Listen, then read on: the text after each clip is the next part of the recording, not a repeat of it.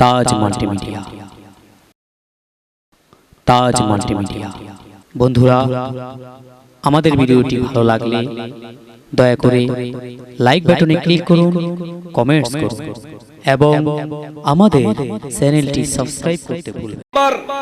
আমাদের বাবাদেরকে আমরা ভুলবো?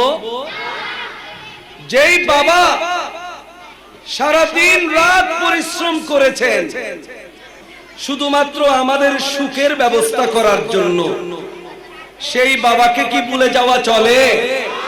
মাথার ঘাম যিনি পায়ে ফেলেছেন আমাদেরকে সুন্দর একটা জীবন দেওয়ার জন্য, জান্নাতের মধ্যবর্তী দরজা হলো সেই বাবা। ঠিক কিনা বলেন না? বাবা নিজে ছেঁড়া স্যান্ডেল পরেছেন কিন্তু সন্তানকে সুন্দর স্যান্ডেল পরিয়েছে। বাবা নিজে অশিক্ষিত হওয়ার পরেও সন্তানকে ভালো স্কুলে লেখাপড়া করিয়েছে। বাবার একটা চিন্তা থাকে, আমি যদিও লেখাপড়া করতে পারি নাই কিন্তু আমার ছেলেকে যেন কেউ মূর্খ না বলে, আমার ছেলে যেন লজ্জা না পায়, আমার ছেলের পোশাকটা দেখে যেন আমার ছেলে লজ্জা না পায়, আমার ছেলের জুতাটা দেখে যেন লজ্জা না পায়, আমার ছেলের শিক্ষা দেখে যেন লজ্জা না পায়। আমি আমার ছেলের জন্য জীবনের সব ইনকাম দিয়ে দেব। জোরে বলুন না সুবহানাল্লাহ। ইনি হলেন বাবা। ঠিক কিনা? অনেকেই সেই বাবাকে হারিয়ে ফেলেছে। ঠিক কিনা? এমনও অনেক সময় যায় ঈদের দিন এসে প্রথম সালাম করে বাবাকে, কিন্তু সেই বাবা যখন হারিয়ে গেছে ঠিকই বাবার রুমে যায়, আমার মতো ঠিকই বাবার রুমে যাচ্ছি, কিন্তু সেই বাবা তো আমার সালাম গ্রহণ করার জন্য আর তার বিছানায় নেই, মাথায় হাত বুলানোর জন্য তার বিছানায় নেই। অনেকেই বাবাকে হারিয়ে ফেলেছে। এই রকম অনেক মানুষ আছে, তারা কাঁদছে, ডুবরে ডুবরে কাঁদছে, কিন্তু সেই কান্না শোনার কেউ নাই। ঠিক কিনা বলেন না? বাবারে বলো গো কেমনে দেখি, বাবারে বলো গো কেমনে দেখি,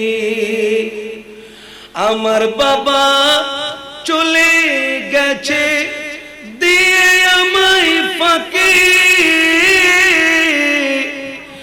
বাবারে বলো গো কেমনে দেখি, দয়া করো দয়াল আল্লাহ, দয়া করো বাবারে, নূরের পোশাক পরাইয়া দাও জনম দুঃখী মারে, দয়া করো দয়াল আল্লাহ, দয়া করো বাবারে, বেহেশতের পোশাক পরাইয়া দাও জনম দুঃখী মারে, দুজকে জ্বালাইও না আল্লাহ, দুজকে জ্বালাইও না আল্লাহ, এ মিনতি রাখি, বাবারে বলো গো কেমনে দেখি। সুবহানাল্লাহ বলেন। বাবাকে ভুলে যাওয়া চলবে? 4 নম্বরে মাকে কখনো ভুলে যাবেন না। অনেক সন্তান এমন আছে মাকে কবরে রেখে এসেছে, বাবাকে কবরে রেখে এসেছে, আর কোনদিন সেই কবরে যায় নাই। ঠিক কিনা বলেন না? আমার রাসূল সাহেবুল আউলাদ মুহাম্মদুর রাসূলুল্লাহ সাল্লাল্লাহু আলাইহি ওয়াসাল্লাম যুদ্ধের থেকে ফিরছিলেন, হঠাৎ করে আবওয়া নামে একটা জায়গার মধ্যে সাহাবায়ে কেরাম সবাই হলো ঘোড়ার উপরে, আমার নবীও ঘোড়ার উপরে। আমার নবীজি বললেন, আমার সাহাবা অপেক্ষা করো, আমি একটু ওই জায়গা থেকে আসি। আমার নবীজি একটা কবরের সামনে গেলেন। হঠাৎ করে আমার নবীর চোখ মোবারক থেকে বৃষ্টির মতো পানি বের হতে লাগলো। এই পানিতে গাল ভিজে, দাড়ি মোবারক পর্যন্ত ভিজে গেল। নবীজি এমন কান্না করতে লাগলেন। নবীজির কান্না দেখে সাহাবায়ে কেরাম দূর থেকে সাহাবায়ে কেরামও কান্না শুরু করলেন। আমার নবীজি অনেকক্ষণ কান্না করার পরে আসমানের দিকে তাকিয়ে কি জিনিসগুলো বলে অনেকক্ষণ পরে সাহাবায়ে কেরামের কাছে ফেরত আসলেন। সাহাবায়ে কেরামের কাছে ফেরত আসার পরে সাহাবায়ে কেরামের চোখের মধ্যে পানি দেখলেন। ও আমার সাহাবা, তোমরা কান্না করছো কেন? সাহাবায়ে কেরাম বলছেন, ইয়া রাসূলুল্লাহ, আমাদের কান্নার কোনো কারণ নাই, আমরা শুধু আপনি নবীকে কাঁদতে দেখে আমরাও কান্না শুরু করে দিয়েছি। ইয়া রাসূলুল্লাহ, ইয়া হাবিবাল্লাহ, আপনি একটু বলেন না আপনি কেন কান্না করেছেন? ইয়া রাসূলুল্লাহ, আমার রাসূল বলে, তোমরা তো জানো না যে কবরের পাশে আমি গিয়েছি, এই জায়গার নাম হলো আবওয়া। এই কবরটা আমার মা আমিনার কবর। আমার মায়ের কবরের সামনে যখন আমি দাঁড়াইলাম, আমার শিশুকালের স্মৃতি মনে পড়ে গেল। আমার মা আমাকে রেখে এই জায়গায় ইন্তেকাল করেছিল। 3 দিনের চেষ্টায় আমার মাকে দাফন করেছিলাম। আমি আমার আল্লাহকে বললাম, আল্লাহ, আমার মায়ের জন্য দোয়া করব। আল্লাহ বলেন, আপনার কোনো দরকার নাই, কারণ আপনার মায়ের দায়িত্ব তো আমি আল্লাহ নিয়েছি। আমি বললাম, আল্লাহ, তাহলে মাঝে মাঝে আমার মায়ের কবর জিয়ারত করতে আসব। আল্লাহ বলে, বন্ধু, যতবার ইচ্ছা ততবার জিয়ারত করতে আসবেন। ওরে আমার সাহাবায়ে কেরাম, আমি তোমাদেরকে নিষেধ করেছিলাম কবর পূজা না করার জন্য, কবর জিয়ারত না করার জন্য। আজকে আমার মায়ের কবরে দাঁড়িয়ে আমি তোমাদেরকে বলে দিচ্ছি, তোমরা তোমাদের মুরব্বিদের কবর জিয়ারত করিও। কবর জিয়ারত করলে মৃত্যুর কথা মনে পড়ে যায়। এই জন্য বেশি বেশি কবর জিয়ারত করিও, মৃত্যুর কথা মনে পড়ে যাবে। বিপদে থাকলে পথে চলে আসবে। মা বাবার কবর জিয়ারত করিও, বিশেষ করে বৃহস্পতিবারে আর শুক্রবারে বেশি বেশি মা বাবার কবর জিয়ারত করিও। ইবনুল কাইয়িম আমাদের দলের না, অন্য দলের, বিপক্ষ দলের একজন বড় ইমাম কিতাব লিখেছেন, কিতাবুর রূহ। এই কিতাব অফলাইনেও পাওয়া যায়, অনলাইনেও পাওয়া যায়।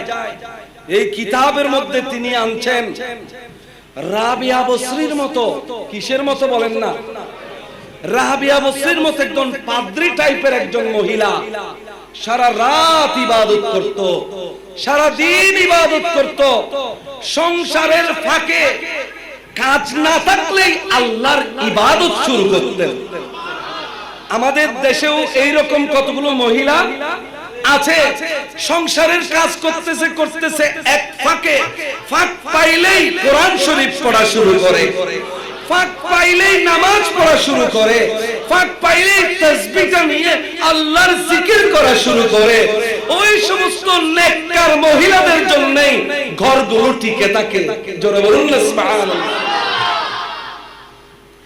রাবিয়া বসরির মতো পাত্রী মহিলা রাতেও ইবাদত করত মানুষের কাছে সুনাম হয়ে গেছে ওই ঘরে একজন রাবিয়া বসরির মতো মহিলা আছে, পাদ্রীর মতো মহিলা আছে, রাতে দিনে আল্লাহর ইবাদত করে। সেই মহিলা আল্লাহর কাছে একটা প্রার্থনা করলেন, আল্লাহ আমি যখনই সুযোগ পাই আমি তোমার ইবাদতে ডুবে যাই। আল্লাহ দিনেও ইবাদত করি, রাতেও ইবাদত করি।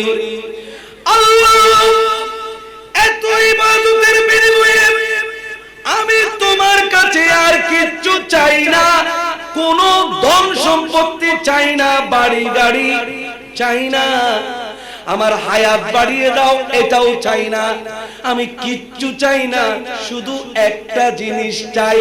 সুবহানাল্লাহ। এটাকে বলা হয় নিঃস্বার্থ ইবাদত। কি ইবাদত? নিঃস্বার্থ। কেউ তো বিল্ডিং পাওয়ার জন্য ইবাদত করে, আল্লাহ আমাকে একটা বিল্ডিং দাও, টাকা দাও, পয়সা দাও, বিপদ দূর করে দাও। উনি বলছেন আল্লাহ এত কিছুর জন্য আমি তোমার ইবাদত করছি না, আমি শুধু তোমাকে খুশি করার জন্য তোমার ইবাদত করতেছি। কিন্তু আল্লাহ একটা জিনিস চাই, এইটার লোভ আমি সামলাইতে পারছি না, আল্লাহ একটা জিনিস চাই।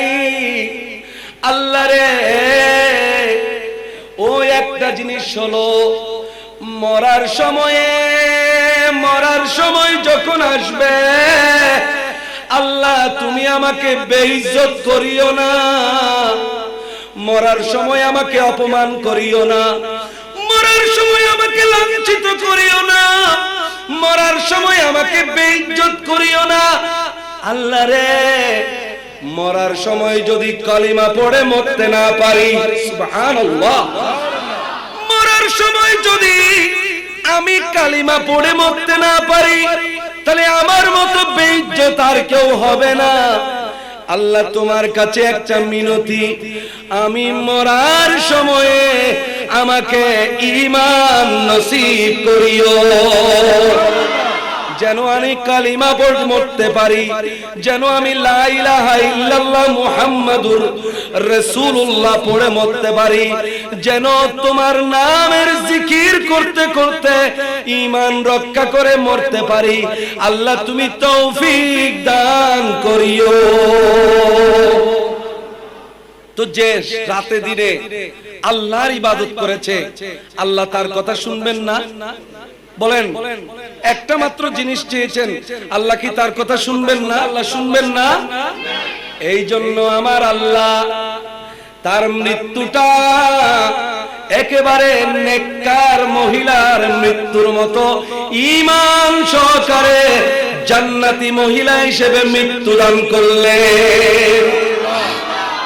কবরে যাওয়ার সাথে সাথে কবর আলোকিত হয়ে গেছে। আল্লাহ বলছেন তুমি নূরের বাগানে থাকো, ফুলের বাগানে থাকো, দুনিয়ায় থাকতে অনেক ইবাদত করেছো, কবরে আমার খুশিগুলো দেখো, আমার নেয়ামতগুলো দেখো। এই মহিলা কবরে গেছে, মহিলা আরেকটা ভালো কাজ রেখে গেছে, আরেকটা ভালো কাজ করে গেছে। সেই ভালো কাজ হলো মহিলা যাওয়ার সময়, কবরে যাওয়ার সময় বড় বিল্ডিং রেখে যেতে পারে নাই, বড় ধরনের কোন সম্পত্তি রেখে যেতে পারে নাই, কিন্তু মরার সময় একটা ভালো কাজ করে গেছে, একটা নেককার সন্তান রেখে গেছে, একটা নামাজি সন্তান রেখে গেছে, একটা নেককার সন্তান রেখে গেছে।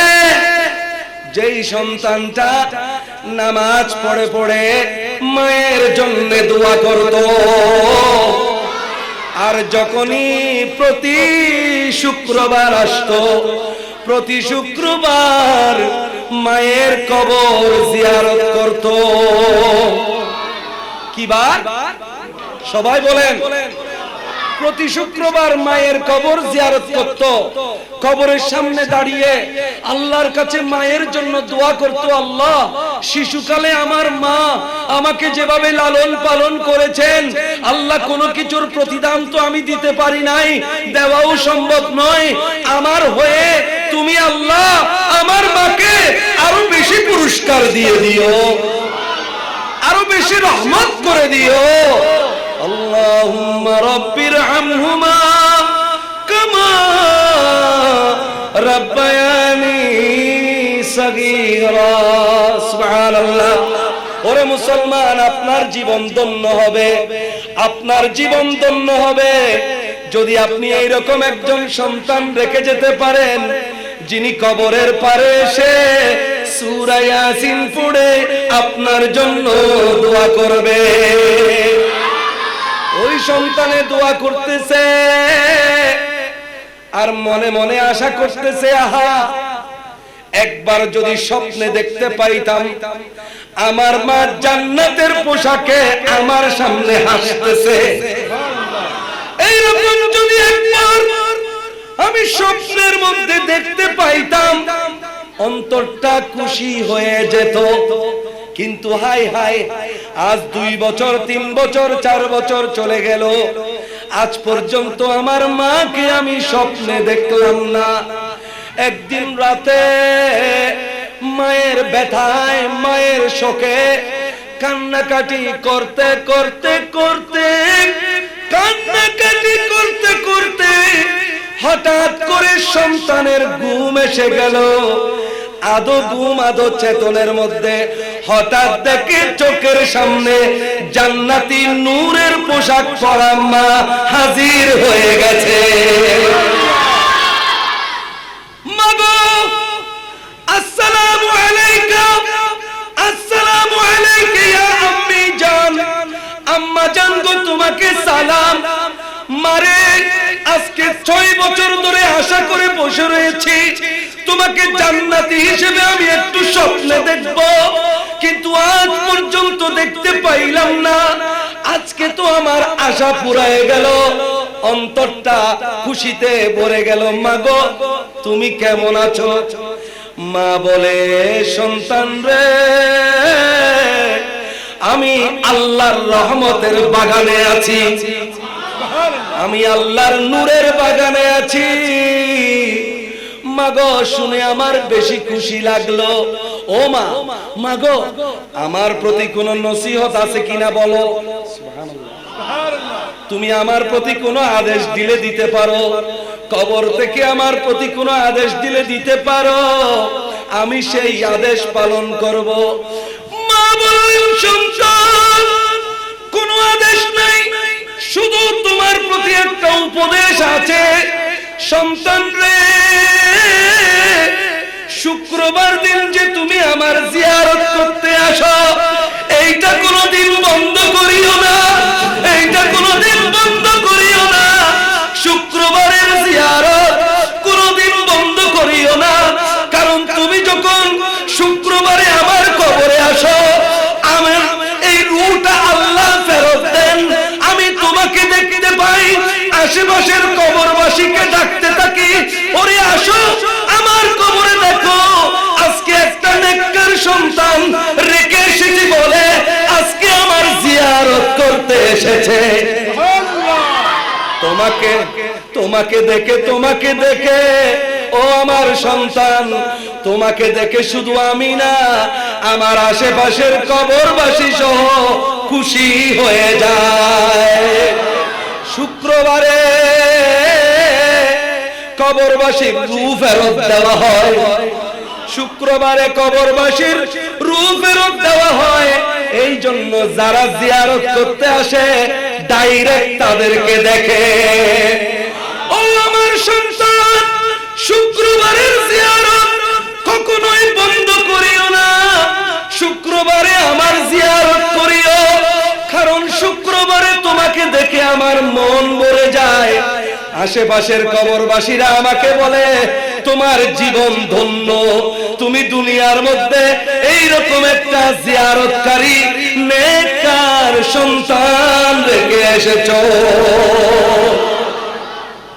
সুতরাং we never forget Allah subhanahu wa ta'ala, we never forget the Prophet, we must never forget our fathers, we never forget our mothers.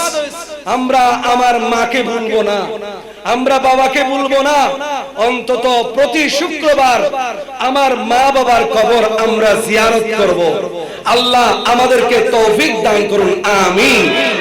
একটু দুরূদ শরীফ পড়ুন। আল্লাহুম্মা সাল্লি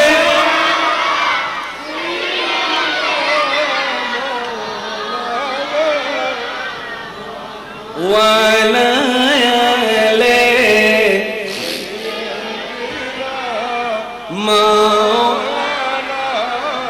যার দেশে ডুবার পরে সূর্য আমার উদয় হয়, এক আঙ্গুলের ইশারাতে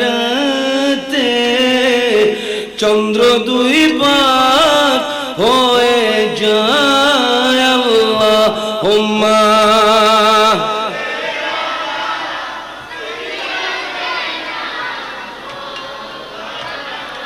মুহাম্মাদ ওয়ালা, একটু আওয়াজ করে,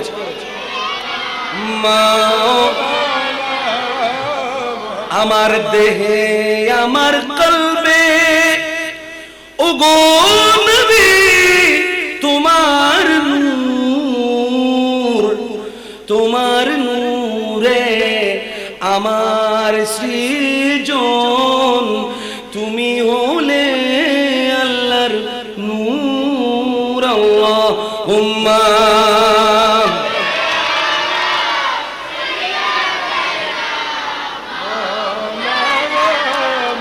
ওয়ালা আলি।